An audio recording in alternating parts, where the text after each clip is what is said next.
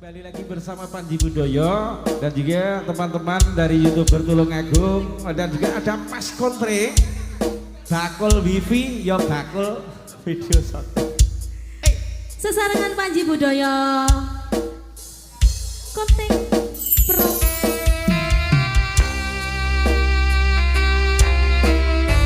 Yo iki lo, digoyang lagi. Kita bergoyang bersama Rio Audio.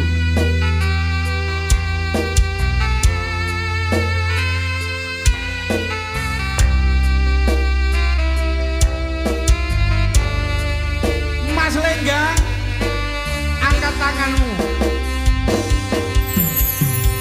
Tak cerikani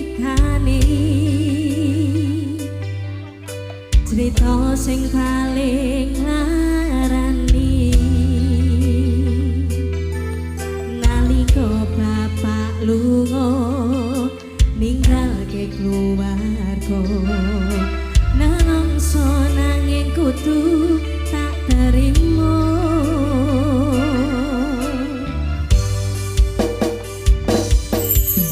sing jawe tambah loro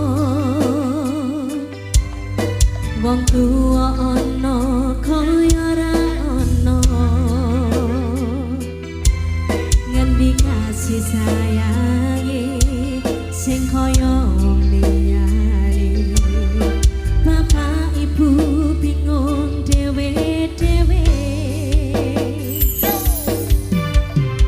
kudu pisahan aja nganti anak dadi korban berjuang ning dalan dhewean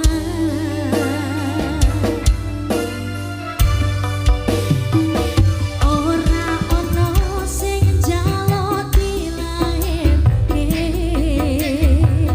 nang keluarga sing kaya ngene tak tompo apa anane kabeh kahanane yen pancen ngene iki takdire